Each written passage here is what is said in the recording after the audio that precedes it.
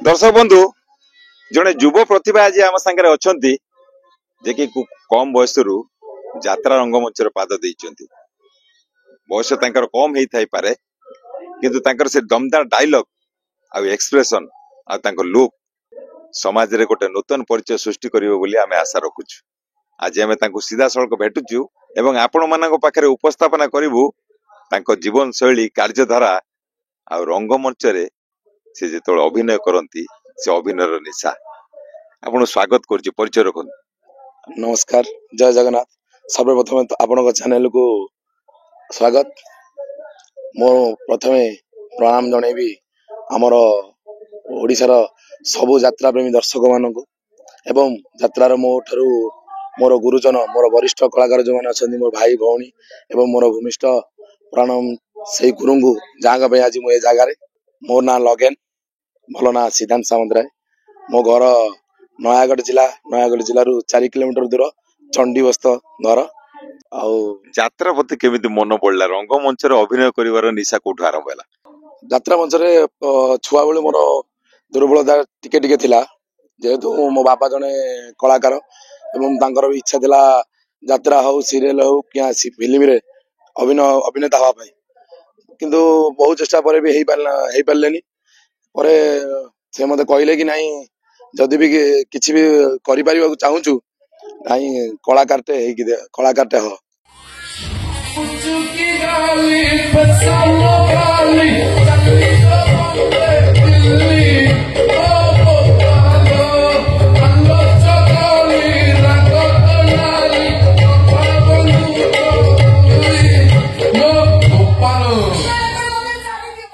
चलचित्र serial regular धारावाहिक जो गुड़ाक चलती से अभिनय करवा जी सहज हुए मंचर अभिनय करवा बहुत कष्ट।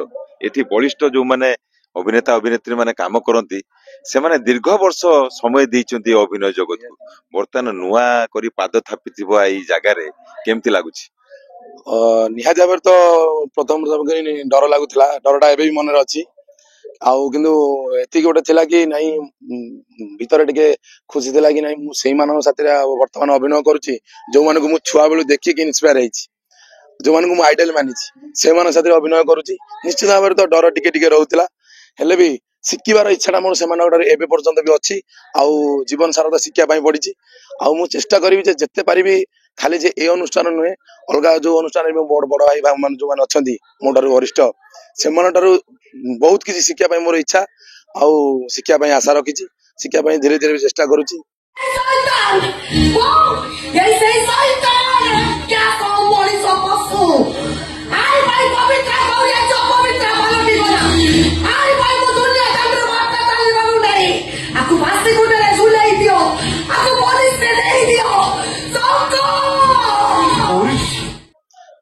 प्रथम यात्रा जगत विषय कौन कहि? यात्रा जगत गोटे एमती जगत, सिनेमा हो सीरियल हो सबू तो कलाकार से भी कलाकार आम भी कलाकार, किंतु यात्रा गोटे भिन्न हुए कौन ना ये डायरेक्ट भल पाइबाटा पाइपर आम जापर मोर अभिनयटा लोक को मन को छुईची केते न छुईची, मो अभिनयटा भल लगुच कि खराब लगुच, सी मत गाली कर मो ताली मार्च सबकि ये जापर।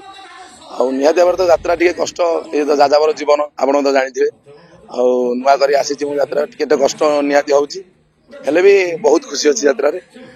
भावुची कि आग को भगवान से जगन्नाथ मते आग जानी आग कौन हम बोली, किंतु यात्रा रे आग को बढ़िया इच्छा अच्छी आ चेष्टा करने साहस बांधिकी मुझे आसी यात्रा को। मु यात्रा को आसा पचर मो प्रथम करके मोर गडफादर जी की से भी जने यात्रार कलाकार आज अवसर नहीं घर अच्छा बहुत ना भी करते सी यात्रा किसी दिन तले तांको इन्स्पायर होगी आज मो यात्रा को आसी। आउ सर्वप्रथम तो मो ना कौन आकाश महापात्र, आकाश ज्योति कहले प्राय यात्रा जगत रे समस्ते जानती एवं मोर गुरु तापस शंकर दास बा टिटन सार जांग भी आज मो जगार से गुरु को मोर भूमिष्ठ प्रणाम। एवं सर्वप्रथम होउछन्ती मोर यात्रा को आसिया पई मते इन्स्पायर माने जहाँ कथारे मु आज यात्रा को आसिया पई इच्छा करिछि से न चाहिए मुझे आसी पार न से होउछन्ती मो बाबा आ मो बो आ मो परिवार भी बहुत मो पे खुशी अछन्ती। मो आमे बाबा का 5-6 भाई आमे तांकर जन्म होइछु आमे 6-7 भाई ହେଲା ମୋ ଭାଇ ମାନେ ବି ଖୁସି ଅଛନ୍ତି, ମୋ ଉପରେ ମୋ ବଡ ଭାଇ ମାନେ ବି ଅଛନ୍ତି। ଜଣେ ଉଦୀୟମାନ ଯୁବକ ହିସାବରେ ପାଠଶାଠ ପଢିଲା ପରେ ଶିକ୍ଷାଗତ ଯୋଗ୍ୟତା ହେଲା ପରେ ଇଚ୍ଛା ହୁଏ ଜଣେ ଚାକିରି କରିବ, ତା ଘର ପେଟ ପାଟ ବସିବ। କିନ୍ତୁ ଯାତ୍ରାକୁ ଆସିବ, ଆଗରୁ ଯାତ୍ରାରେ ପାରିଶ୍ରମିକ ନଥିଲା, ଏବେ କିନ୍ତୁ ଯାତ୍ରାରେ ପାରିଶ୍ରମିକ ବଢିଛି, ଲୋକମାନଙ୍କର ଚାହିଦା ମଧ୍ୟ ବଢିଛି। ଯେତେ ଝଡଝଞ୍ଝା ହେଲେ ମଧ୍ୟ ଯାତ୍ରାରେ ସମସ୍ତେ ଉନ୍ନତି ଆଗରେ ଆଗଉଛନ୍ତି। ସେ ମନୋଭାବ ରହିଲା କି ଯେ ଏଠି ଯାତ୍ରାରେ ବହୁତ ପଇସା ଅଛି, ତେଣୁ ଯୁବକ ହିସାବରେ ସେ ଜିନିଷଟା ମନ ଭିତରେ ରହିଲା କି? ନାଇଁ ନାଇଁ ନାଇଁ ନାଇଁ, ସେଇଟା ଆପଣ ଯୋଉଟା କହିଲେ ସେଇଟା ତ ଠିକ। ବର୍ତ୍ତମାନ ଯୁବପିଢି ନୁହେଁ, ବହୁତ ଲୋକ ବାହାର ଲୋକ କହୁଛନ୍ତି ଯେ ଯାତ୍ରାରେ ବହୁତ ପଇସା, ସେଥିପାଇଁ ସିରିଏଲ ଆର୍ଟିଷ୍ଟ ଆସୁଛନ୍ତି, ବାହାରୁ ଯିବା ପାଇଁ ଇଚ୍ଛା ହଉଛି। ନାଇଁ ସେଇଟା ନୁହେଁ, ଆମେ ପଇସା ଯେକୌଣସି ଉପାୟରେ ଇନକମ କରିପାରିବା। ଯେହେତୁ ମୁଁ ଗୋଟେ ବିଏସସି ଗ୍ରାଜୁଏସନ କମ୍ପ୍ଲିଟ କରିଛି, ମୁଁ ବି ବିଜନେସ ବି କରୁଥିଲି, ତ ତେଣୁକରି ପଇସାଟା ଯେକୌଣସି ଜାଗାରେ ଆମେ ଇନକମ କରିପାରିବା। କିନ୍ତୁ ଏଠି ଏଠି ପଇସା ଆଉ ନିହାତି ଭାବରେ ଆମେ ତ ପରିଶ୍ରମ କରିବା ମାନେ ପାରିଶ୍ରମିକ ପାଇବା। ପାରିଶ୍ରମିକ ନ ପାଇଲେ ଗୁଜୁରାଣ ମେଟିବ କେମିତି, ବଞ୍ଚିବା କେମିତି? କଳାକୁ ବଞ୍ଚିବା ପାଇଁ ନିଜେ ତ ବଞ୍ଚିବା ପାଇଁ ପଡିବ ନା। ପ୍ରଥମେ ଏ ପେଟ୍ରୋଲକୁ ବଞ୍ଚେଇଲେ ପୁଣି ଆମେ କଳା କରିବୁ, କଳା ପରିବେଷଣ କରିବା। ତେଣୁକରି ପାରିଶ୍ରମିକଟା ତ ସମସ୍ତଙ୍କର, ଯେକୌଣସି ଆମେ ପରିଶ୍ରମ କରିବା ଏଠି ପାରିଶ୍ରମିକ ନିହାତି ଦରକାର। ପାରିଶ୍ରମିକ ପାଇଁ ନୁହେଁ, ପଇସାଟା ଯେକୌଣସି ଉପାୟରେ ଆମେ ରୋଜଗାର କରିପାରିବା। କିନ୍ତୁ ଏଠି ଯୋଉ ଭଲ ପାଇବାଟା ଆମେ ପାଉଛେ, ଲୋକ ଚିହ୍ନୁଛନ୍ତି, ଲୋକ ଜାଣୁଛନ୍ତି, ନାଇଁ